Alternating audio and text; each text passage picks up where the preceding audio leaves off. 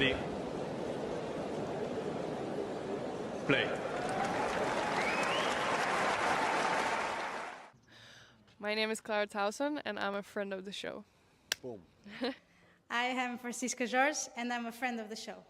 Perfect. Hi, my name is Susan Leemans, and I'm a friend of the show. Boom. Yeah. My name is Zainab Sammaz, and I'm a friend of the show. Boom. Hey guys, my name is Sasha Vickery, and I'm a friend of the show. Boom. Hi, my name is Lloyd Harris, and I'm a friend of the show. Perfect.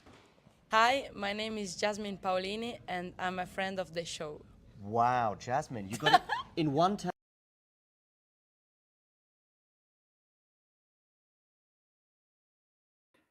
Oh, hello there, and welcome to WTA Weekly. And I am joined by a fortunately wide awake partner in crime, Mr. Damien Koost. Damien, how are you doing? Hi, yeah, cool stuff this week, Joaquin. So let's talk about that. Of course, we also have some Beijing action to look forward to. Unfortunately, no draw yet, but we'll manage to make it work somehow. Glad to make an appearance, occasionally on this side of the show as well. Let's say. Welcome to the fun side. Well, you've mentioned like a little bit of a teaser for what's coming up in the rest of the show, but let's start with some Seoul. And of course, it is the Korean capital I am referring to, as the 500 event was won by Beatrice Haddad Maia, who came from a set and a breakdown against Daria Kasatkina, really wrenching the momentum away in the final to win it 1-6, 6-4, 6-1. And she seems to have very suddenly rediscovered herself after what's been a patchy season. Has now reached the WTA 250 top final, reached the quarter of the US Open, and now won a 500. So suddenly things on the up for Beatrice Haddad Maia. Yeah, precisely. And she played the part this week. Like, Cleveland, US Open, of course, two great tournaments, but it doesn't mean that it's just going to continue like this. And he was just crushing everybody on the way to the final. I mean, Tomljanovic, that was already a very good win. Then she ended the Kudermetova sisters' dream. There was that semi-final potentially awaiting Polina and Veronica, which would have been pretty amazing if that happened. Especially as Polina, I mean, second year in a row, she reaches the quarterfinals in Seoul, and no one expects it in either edition. But yeah, I mean, Haddad Maia was just way too good for everybody, for like anybody up until the final.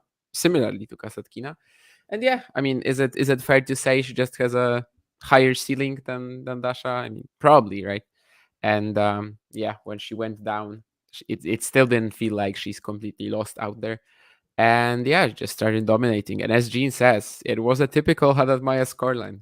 We never really know what to expect from her. Although on the way to the final, of course, she was just like blasting through her opposition. But yeah, the final was more of what we usually get from Haddad Maia. In fact, usually it's more like 7-6, 5-7, 7-6, 3 hours and 30 minutes. But yeah, not right now, not when she's firing like this. And obviously it was a rematch that Kasatkina Haddad Maia had from Abu Dhabi earlier in the season. I think it was Abu Dhabi, where they had just an absolute marathon, those two. And that was ended up being like put in the like one of the best matches of the early season. Very different match in this case. Interesting your comment that you think that Haddad Maia has a higher ceiling. I would kind of put them in a similar level. Fair enough. I mean, in like an individual match, I mean, it's just tougher for Kasatkina to be imposing.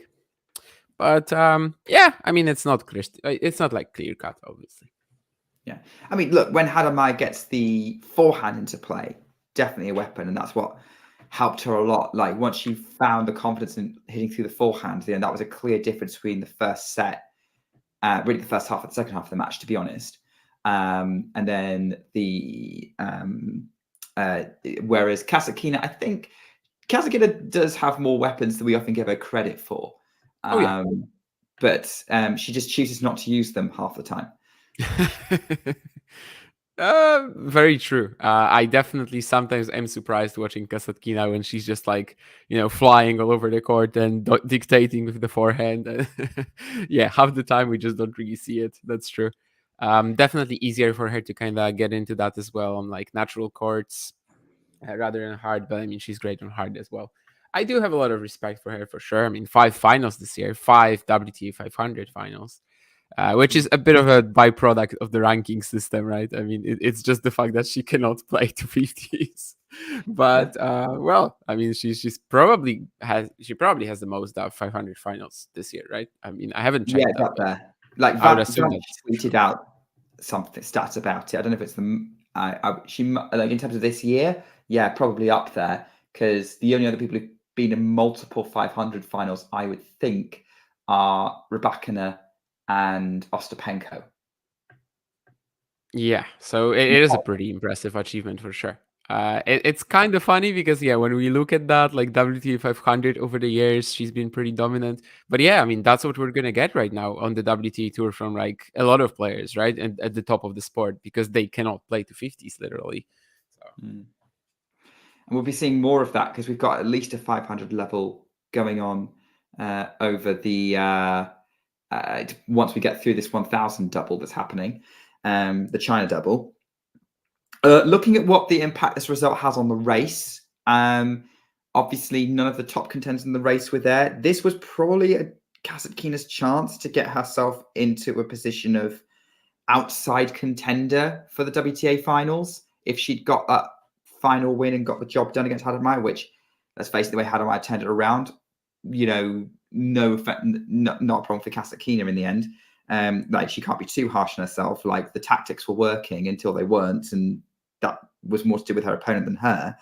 I don't think her level really dropped, at least not in the second set. But yeah, kind of a couple of points would have put her. It would have been a long shot for her to put together some insane run in the China double coming up, but it could have given us some momentum to maybe get that win. But she is now in the top 10 in the race as it stands. Yeah, I mean, I was kind of monitoring that throughout the week, actually. I was thinking if like Kasatkina can be a bit of a backup contender, but yeah, I mean, Krejcikova, that new rule, or rather the rule that they kind of took over from the ATP, that makes it a lot more tricky, of course, when it comes to that 8th spot being pretty much eliminated. You basically have to catch Navarro unless someone doesn't play. I mean, at the moment, we could probably assume that maybe Rybakina is in a bit of danger. I mean, we'll see how the situation goes, but yeah. Otherwise, like if everybody plays, you have to catch Navarro somehow, and even with the Seoul title, it would have been really tough. Right now, it basically requires her to like bink one of the Chinese events, which I mean, it's not that obvious for her to win 1000s. I think Haddad Maia, even despite the Seoul title, obviously isn't gonna get there, but this is gonna cover for some important points at the end of the year because she won the Elite Trophy last year, right, or something like that, or yeah, that's going to help her a lot because I was wondering what was keeping her up in kind of this area of the I think it's the Elite Trophy, right? She won like over Kinven or something like that. Yeah, that's right. So she is now 17 in the life rankings, and I think looking at the points total, unless there's some insane runs from some people further back in the doubles coming up in terms of the China double and maybe some of the 500s, I think Haddad Maia has put herself in a good position of finishing top 20 for the year and back in contention for the Elite Trophy if that tournament still existed, which it no longer does. Oh, what? The Elite Trophy doesn't exist? No, they got rid of it. That was the last one. Oh, really? No. Yeah. I mean, honestly, it was kind of useless. Like, I like the ATP finals and the Next Gen finals system much more than, WTA finals and the Elite Trophy, which is kind of just like, sure, whatever. But well, I don't know. I mean, I don't think there's a replacement for it, right? So that's a bit, that's a bit sad that there's no actual thing that they can replace it with. Because I don't know, like a Next Gen finals on the WTA side, I would welcome it. I would be if I am first man out there to say, give us a WTA Next Gen finals. I would love to see that. I think it would be an absolute brilliant watch, and I think it's something the WTA needs. I think it would be a great spectacle, showcasing Because on the WTA, I mean, obviously some of the players like they do a little bit better, at an earlier age, right? So like if we look at 20 and below, for example, I mean, you've got Andreeva, Noskova, maybe Kornieva would still be able to make it in, like Todoni, Stakusic, that would be a cool event. Like I could imagine this being actually like maybe the one WTA Tour event during the course of the year, which I like follow from start to finish, every match. So yeah, I would love that. I mean, obviously I don't think it's in the making, but yeah, I mean, I would love that for sure. Well, let's see what happens with the new sort of structure coming in. But yeah, that's true as well. Yeah. But I would be there for it. If nothing else, to have a WTA tournament that Damien Kust would be excited to watch. Probably people listening are probably wondering why on earth he's on the show. I mean, I just said, from start to finish. Obviously, if you've watched Talking Tennis shows for quite a while, you know that I'm like 95% ATP, but that doesn't mean I don't follow the WTA Tour at all. I mean, the last couple of years, I was even live for the entire week at WTA Tour events in Warsaw. But if they don't make it back to Poland, we'll see. Yeah, true. That would be fun. I think they should still have a 250 in Warsaw next year. I think. They decided to get rid of the license. Actually, that was already announced when they announced that the 2024 edition wasn't going to be held, because in 2024, of course, there was the Olympics conflict, and simply like money-wise, it didn't make sense for them to host it in 2025. So at the moment, there's no plans for it. Clearly, they couldn't sign Iga up. Also, it was going to be tough to get her every year. I mean, obviously, even in 2022 or 23, she was kind of. I mean, she had to basically like adjust her schedule to play this event, and basically did it because her father was running it, right? But I mean, I don't think she would have done it every year. Yeah, depending on how the season goes as well, obviously. It's kind of like Novak Djokovic with Belgrade on the ATP side. Might be, but it seems like Belgrade. I mean, it seems like it will do much better than Warsaw would have without Swiatek. I think in Poland, at least for now, at least in terms of like these bigger events, because the challengers are doing fine in Poland. I mean, they always have, but like the bigger events, it seems like they were like very much Iga dominated, and without her, I think the event would have really been in trouble. Whereas, I mean, Banja Luka, Belgrade, like these events are doing fine when Novak is not playing, right? I mean, that's what it seems. Yeah, it's weird because like I did say Iga and like she would be the star draw, but like they still have Lynette and Freck who could. But they weren't even playing. I mean, Frank played and she lost to Swiatek, but Lynette, I don't think she played either year actually. Oh, right? interesting. Isn't that true? I think she didn't play either edition. Yeah, I guess you wouldn't. Yeah, I mean, obviously, this is a question that I'm kind of asking because I was at the event, so I'm thinking that you probably know this too. But yeah, obviously, I wouldn't know if I don't know a random player played a random event in 2022. But yeah, I don't think Lynette played either edition, and Frank played only once, and she lost to Swiatek in the first round. She was like dominated. I mean, obviously, the draw wasn't kind to her there. No. But obviously, yeah, they're both like you've got kind of like three players who are top 50, but they're not current top 50, but they're like that level. But yeah, we're on a bit of a tangent here, so let's bring it away from Poland and back to Asia, and we'll go to Thailand now.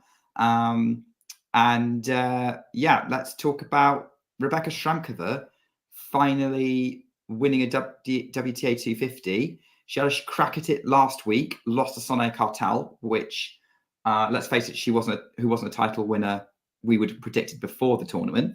But then, credit to Sramkova for picking herself back up, flying from Monastir to Thailand and going deep in another draw and beating a tough opponent in Lara Siegmund. Obviously Sramkova is a player that I've highlighted as like, it's nice to see her having a bit of a breakthrough-ish year. For her, and great to sort of see her make up for last week. Let's actually mention Warsaw again, because I saw Rebecca Sramkova post that incredible win over Karolina Muchova there. I remember even talking about her to our late friend Jakub Bobro, and we picked her as a Jakub Bobro player of the week already, I think, when she made that breakthrough in Rome, which was very fitting. Obviously, she's Slovak and he was as well. And yeah, I think that she's always been a player who and that's also something that Jakub told me as well, that they always knew that she can just play incredible tennis on the day, but it happens 4 times a year. And that was the problem. And I hope that this is kind of long gone. I mean, when she made that Rome breakthrough, you believe that, okay, so this is the moment, but then she falls out of the top 100, very, very quickly. And that was kind of disappointing, because she was just defending some points, including that Warsaw run actually. And then to do this, I mean, Monastir to fly over to Hua Hin, which is negative in terms of the time zones. Like you don't actually gain time, which is which it makes it so much tougher.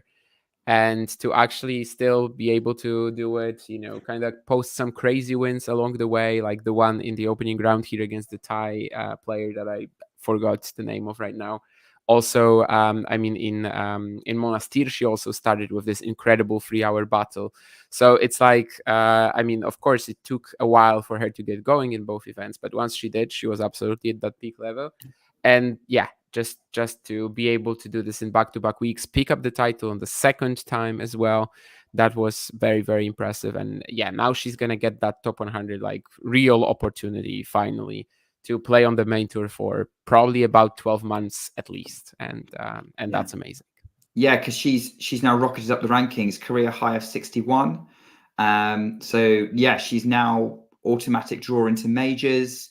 She might sneak into automatic draws of 1000s if she's lucky with some withdrawals.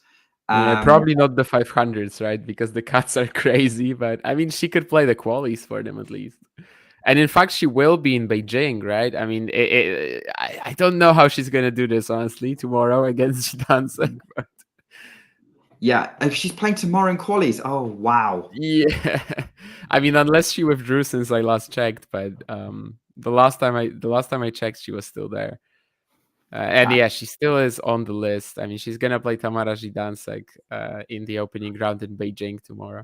I mean, I guess can't pass up an opportunity like this, but yeah, I mean, at some point she's gonna have to yeah, and I even see that the odds have shifted massively since when I checked this morning. And Zidansek I can't blame her. From Thailand because she lost in the semi-finals. So there's a to day to Rebecca Shramkova, yeah. Yeah. So yeah, as John is putting in the chat for the live show, it is a rematch. Yeah, it's a rematch. Yeah, I hadn't clocked it was a rematch. I knew Swiatek made the semi-finals, so I guess maybe the day makes a difference, but we'll have to see. It depends on I think it depends on the player how much of a difference it makes. I mean, not even that close from Hua Hin to Beijing. No. I mean, probably similar time zone, or either one time zone away. I don't know. I would have to check, but I mean, still, it's really tough. I don't know. At this stage, obviously, anything is a bonus. She's already done her work for, well, I don't want to say the year, but I mean for the last month or so. I mean, she's definitely covered for everything that she could have expected. So I think Beijing, however it goes, she's gonna be fine with it. The producer has asked us if there's any WTA contenders for Jakub Bobro Player of the Week. I mean, if there's anyone, Rebecca Shramkova would be it. Yeah, I mean, technically she was in the top 100, right? But I mean, we sometimes gave it to lower ranked top 100. Outside. She was just outside. Oh, she was still outside, yeah. When after the Monster final. Okay, then yeah. I mean, she definitely counts, I think. And obviously she's Slovak. Jakub really liked watching her, so that's fine as well. Yeah, we can give it to her twice. I don't think she will be driving, by the way. And also, I mean, other contenders, I guess Polina Kudermetova, if you want to. But I mean, yeah, it's not the same tier. Yeah, surely it's Shramkova. If we have to bend the rules a little bit or something, it should be. I think she's got to be in there. Yeah, because I remember Shramkova Kartal. Obviously, I also looked it up just now, but Shramkova Kartal, that final in Monastir, the winner was going to break top 100 and the loser was still yeah. But I mean, Shramkova already had it, but she already had her debut a couple of months earlier. But yeah. Yeah. By the way, for those who are wondering why on earth we're talking about driving, if you're listening to this as a podcast, the producer is sending us screenshots of how long it would take to drive from Hua Hin in Thailand to Beijing in China, and that's just way too long. They are Well, she wouldn't make it for the Beijing qualifying. That's Definitely that's basically the story. Yeah, she would need like 2 days. But I mean, obviously, she definitely took a flight. She's probably on the plane right now. It's possible. Mhm. I guess we'll find out either that or going through the airport. But yeah, like it's tough to speculate. So yeah, that's Shrankova. Shout out to Lara Siegmund, who she lost to in the final, friend of the show. Siegmund making the final after winning, I think I saw it's right, the first WTA match to go for 4 hours in quite some time. The WTA account tweeted it themselves. It was a 7-6, 4-6, 7-6 win over Wang Jiu. Yeah, I mean, I would imagine she recovered from that to go to the final. no way. I mean, the Warsaw references just keep coming because the last Warsaw event, 2023, Laura Siegmund spent 6 hours on the court one day, and she won both matches to make the final. Of course, the final wasn't competitive. I mean, she played Iga Swiatek, but yeah, it happened. I'm sorry, I had to mention it again. I didn't even think I was going to, but then Nick said about the 4 hours, and I'm like, oh yeah, Laura Siegmund. But yeah, 36 years old.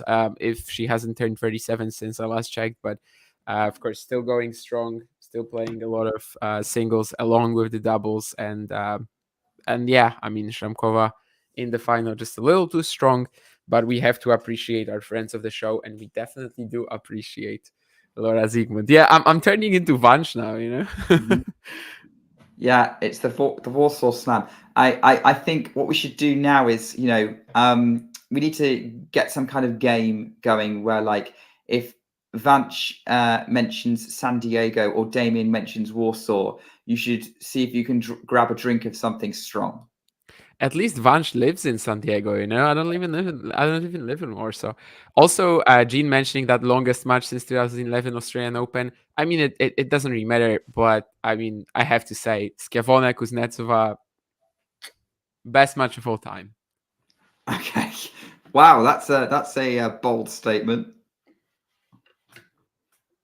Well, I mean, yeah, it's ridiculous. 16-14 in the first set. Absolutely loved it.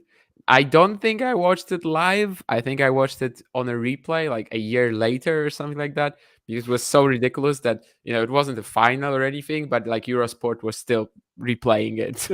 and yeah, it's absolutely worth a rewatch. I will probably catch it one day. I mean, there's a lot of old matches that I want to go back and rewatch, but for now, I'll stick with Graf Selash RG92 for mine. Sure. It doesn't have a 16-14 third set, but it has 10-8. It has 10-8, so it's pretty good too. Well, close enough. All right, I think that's Hua Hin. So the players are heading to Beijing. Let's virtually head there as well for our preview of the tournament, which that starting kind of midweek after qualies are done. It's a 10-day event, so yeah, we've got a couple of weeks of Beijing tennis ahead of us on the WTA side. And yeah, the big story going in is that there will be no Iga Swiatek, who has pulled out for unspecified personal reasons, which basically means that given Rybakina is also out with a back injury, we're kind of scrambling for real contenders against Arina Sabalenka, really. Given how much I saw some of your tweets about that, and I honestly am not sure. Like, yeah, we've had these events this year already, when we're like, okay, so someone in the top 4 has to win it.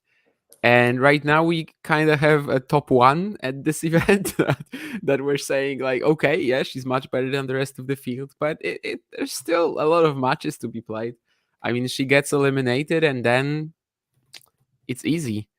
Then it's just going to be simply there. I mean, so it's probably going to be one of these where like someone picks up the pieces again, and yeah, I think both cases can happen. Definitely, I am not sort of fully sold on Sabalenka just like thrashing everybody here, but yeah, of course, she kind of is, she remains as the big favorite with Swiatek out, with Rybakina out, with Goff being, well, just, not in her best shape, I suppose. But yeah, there's going to be a lot of good, fun other contenders.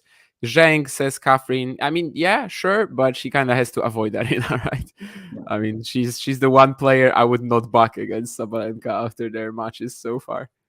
Catherine has picked up on a point though that I was going to raise, which is Zheng Qinwen is the player that I'm going to be kind of keeping an eye on this tournament, because she does seem to like playing in China, or at least having some kind of clear backing for her. And the courts are a bit quicker, but look, she's done well at Australia and the US, which are quicker courts.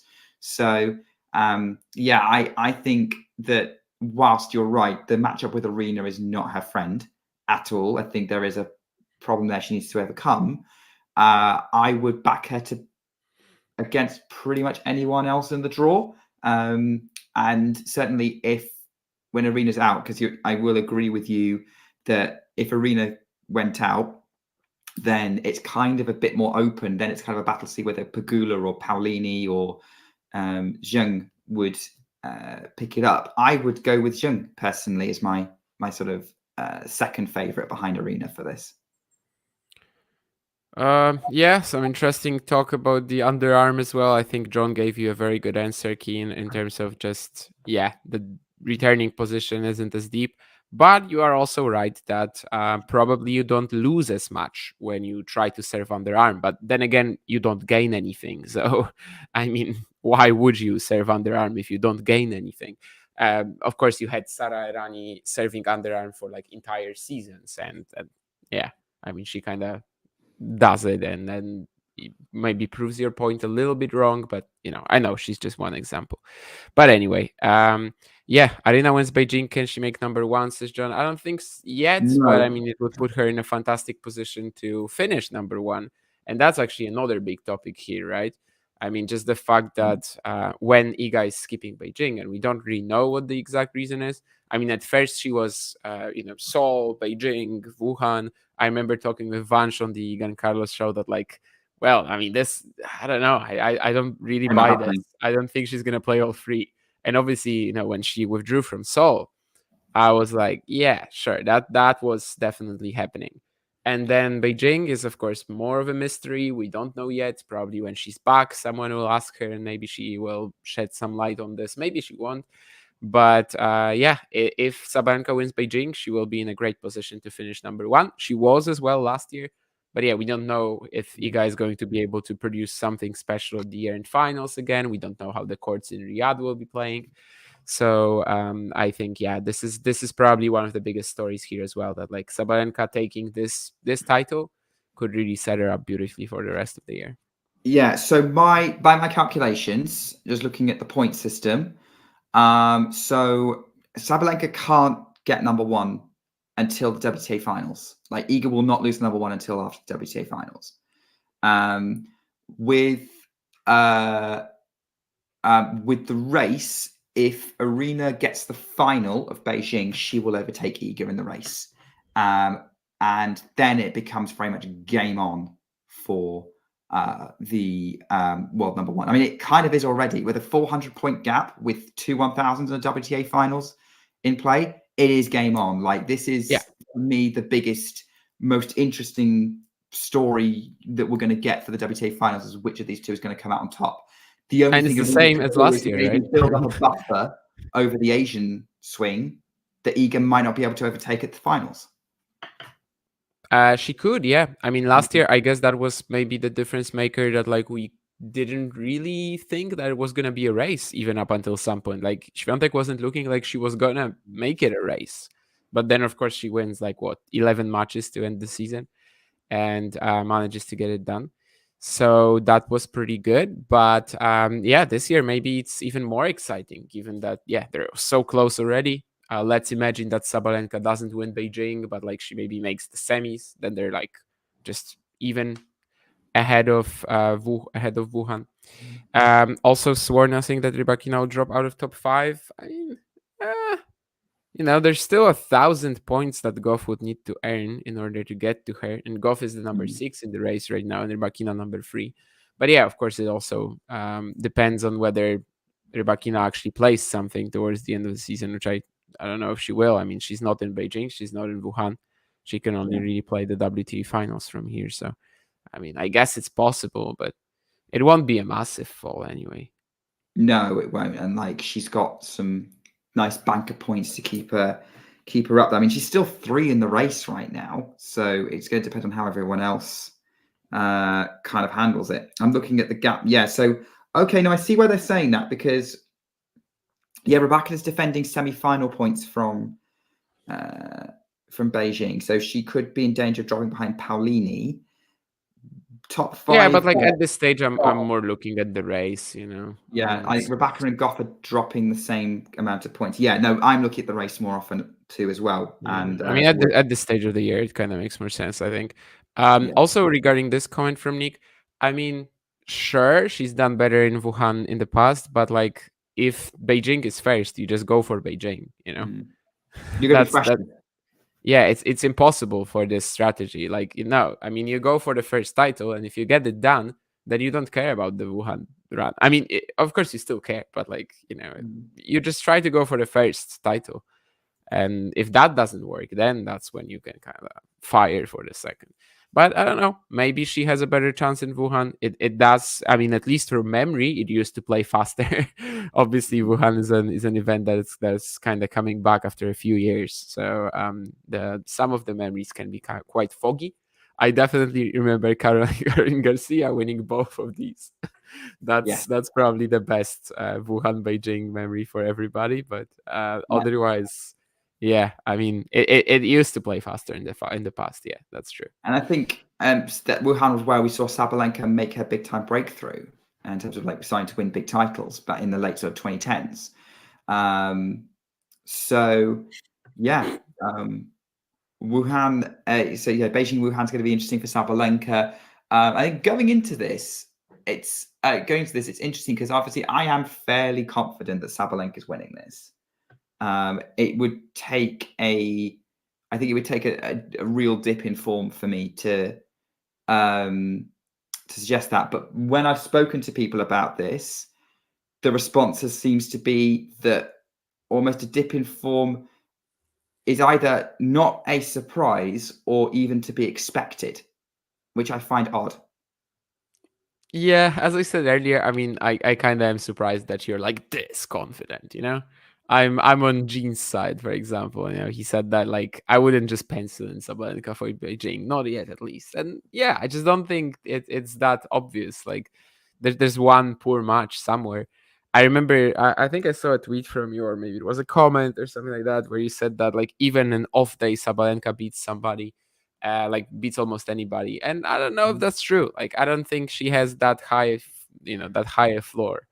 And yeah, I mean, we'll see. But certainly this is an event that could really decide a lot in terms of how the rest of the season is going to look, because Iga isn't there as well.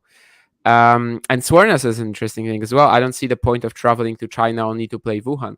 Yes, I agree with you. Like if you got pulled out of Beijing, I mean, honestly, she might as well skip Wuhan. But I don't like, if she does that, she basically is almost surrendering the number one, right? Or like at least really giving herself a very poor shot at the WTA finals, unless Sabalenka would lose early in both events. So I don't know. I don't think she's gonna do it like this. But yeah, my instinct is also kind of like, if you're not playing Beijing, I mean, you might as well not even go to Wuhan, to be honest, and just kind of rest up and play the WTA finals, maybe even show up at the Beijing King Cup finals. For those watching, I don't know. We'll see. My confused face was not at Damien's point because I was agreeing with every word he said. It was more, why on earth I'm suddenly being sold a Fiat in Polish. But anyway. That's not Polish. That is not Polish. That is Czech or Slovak. Czech. You can tell I don't speak the language. Yeah. Trnava, so it must be Slovak because Trnava is a Slovak city. But yeah, some of the letters very clearly tell you that it's not Czech. That's not Polish, sorry. Yeah, it is Slovak because of Trnava. Yeah. I don't speak another language. So I don't speak Czech or Slovak either, but I more or less can recognize languages in Europe. I think most of them. Well, yeah, probably all of them in Europe. I mean, yeah. I have no frame of reference. So oh, I see. Okay, that makes sense. It's to do with car hire. So but going back to our conversation about Swiatek and Sabalenka, I think one of the reasons why I'm so big on it is at the minute we have a top 2 in the general picture of the WTA, Swiatek, Sabalenka. And like, if we would, for me to say, like, along the lines of, an off day Swiatek still beats most of the tour, I think less people would have a problem with that than clearly saying an off day Sabalenka would. And I don't understand why, because for me, they're sort of similar kind of levels, unless what we're saying is Iga's floor is higher. I think it is, yeah. Okay. Yeah. I mean, obviously she can be a bit ball-bashy herself, but still, I mean, playing with a bit more spin, usually playing with a bit more margin. Yeah, I think that's true. I think that, especially in conditions she enjoys, it is much tougher to get Swiatek on an off day than Sabalenka. She just has, I don't know, more tools to potentially get herself out of this. And but yeah, I mean, then again, in conditions she doesn't like, of course, what happens is sometimes the Pegula match or some other shocking performances she's had. So yeah, I guess I can see your argument as well. And Keen, actually, you're very right. I mean, Ireland is like barely Europe, but also I saw a fantastic, absolutely fantastic fun fact about the Irish language recently, and that was related to Duolingo, the language learning app. And that was that there is actually more Irish language learners on Duolingo than there actually is Irish native speakers. Interesting. Which is pretty ridiculous. I would not have expected that so many people want to learn Irish, but it's probably a bunch of Americans who have Irish roots trying to get in touch with their ancestry. Possible, yeah. St. Patrick's Day, such a popular holiday and everything. Yeah, maybe.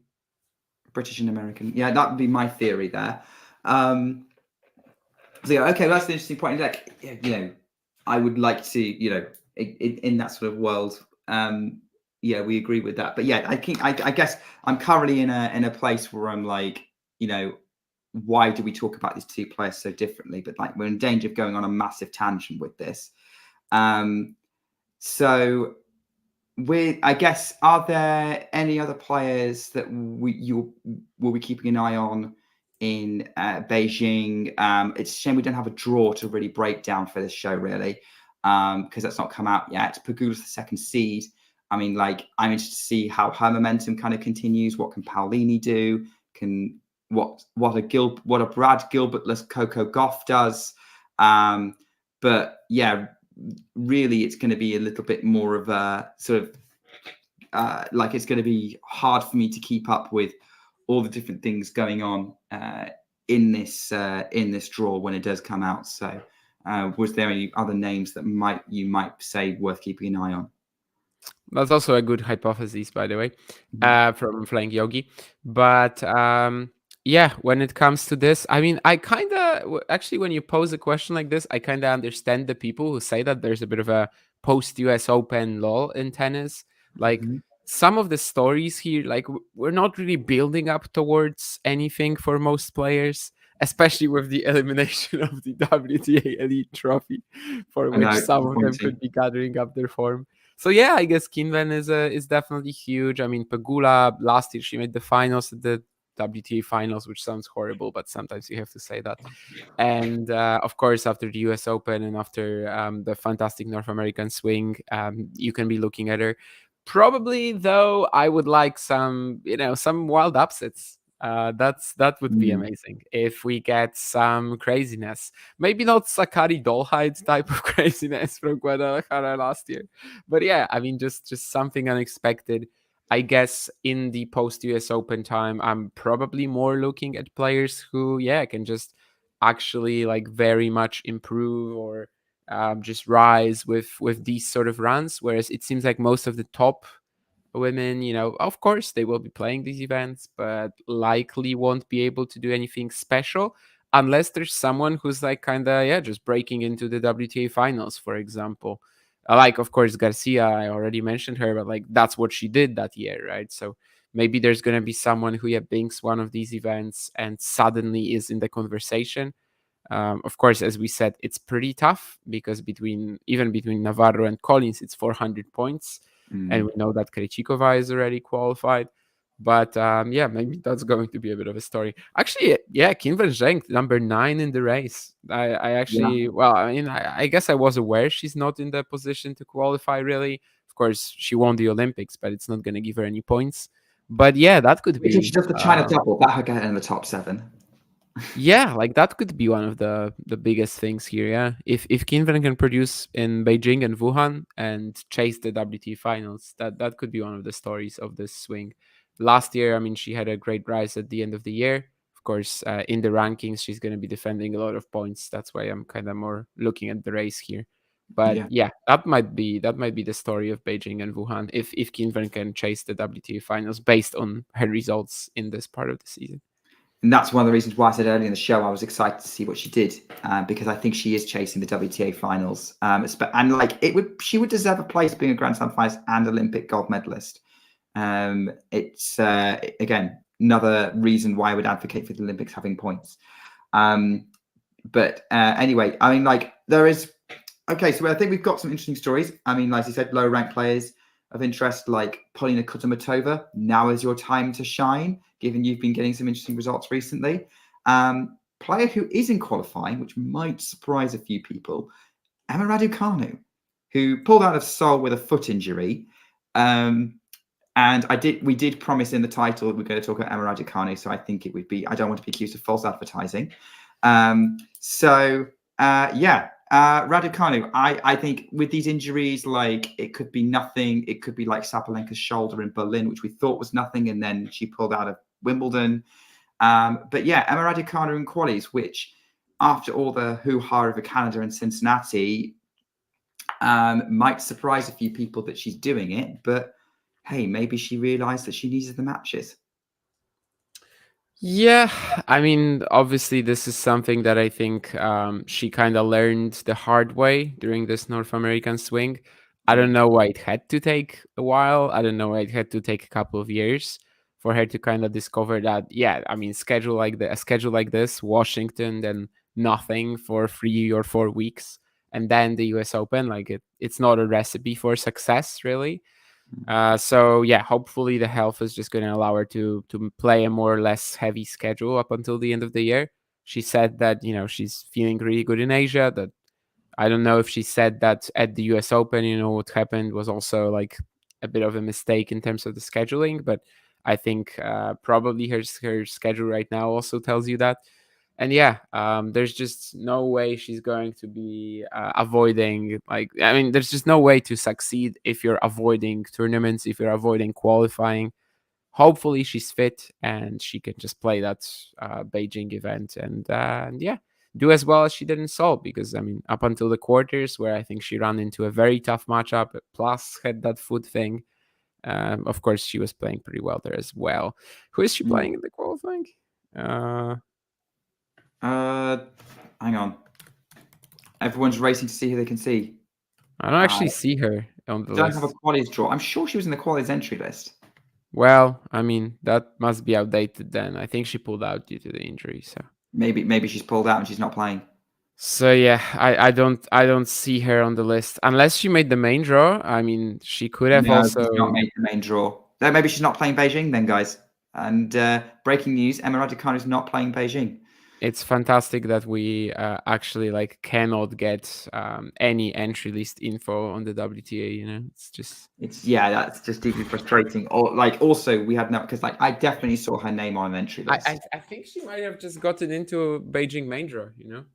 No, she's definitely not, because I've just checked on Wikipedia. She's not on there. Nick is saying. What do you mean with the Wikipedia thing? No, so the draw isn't out, right? Oh yeah, the draw's not out. What am I talking about? Yeah, maybe she made main draw.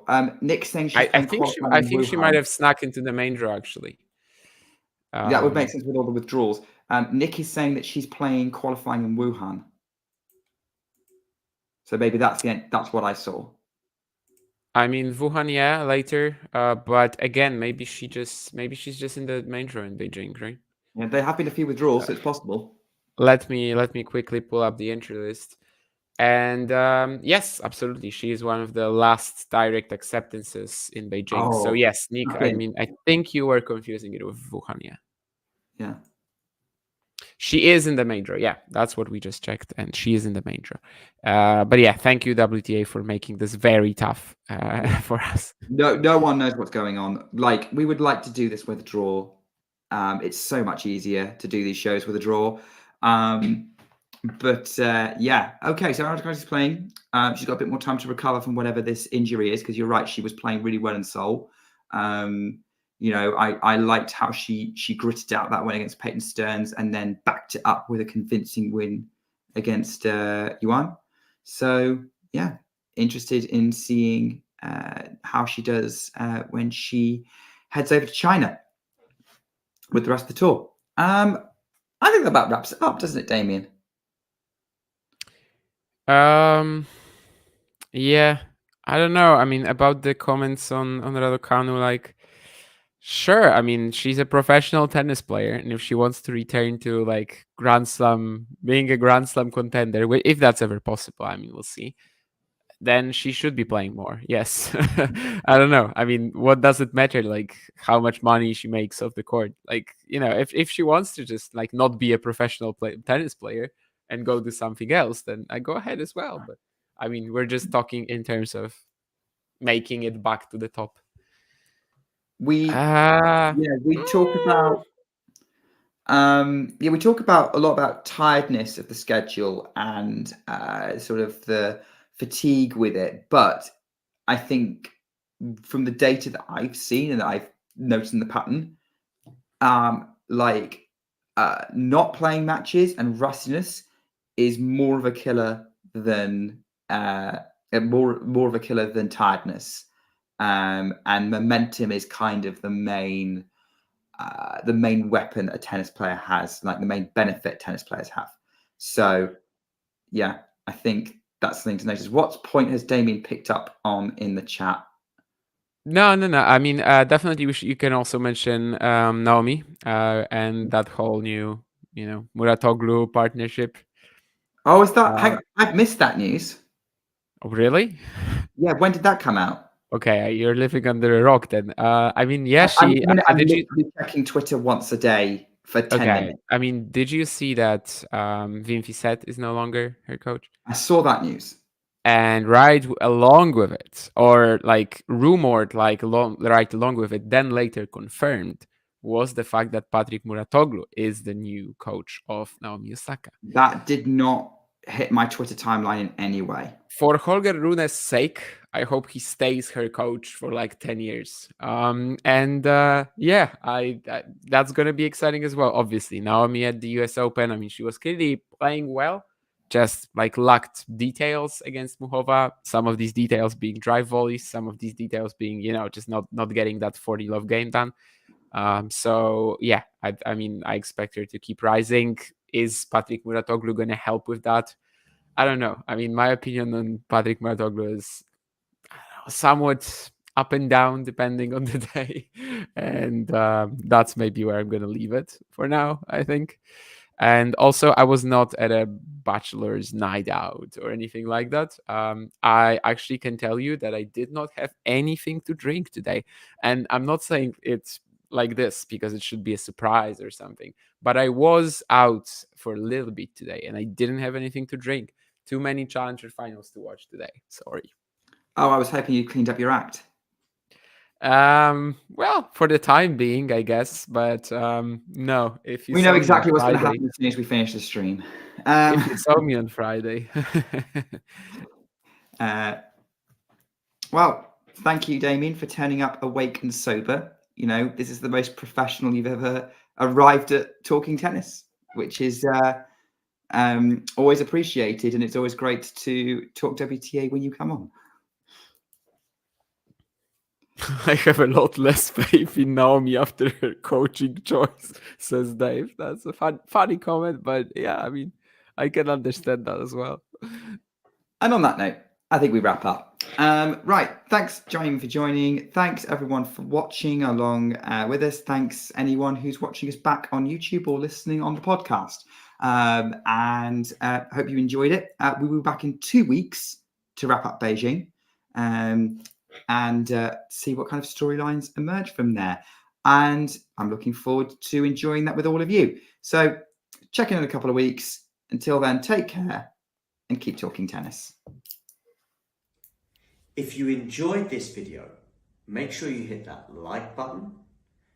Don't forget to subscribe and click that notification bell so you don't miss out on all things tennis.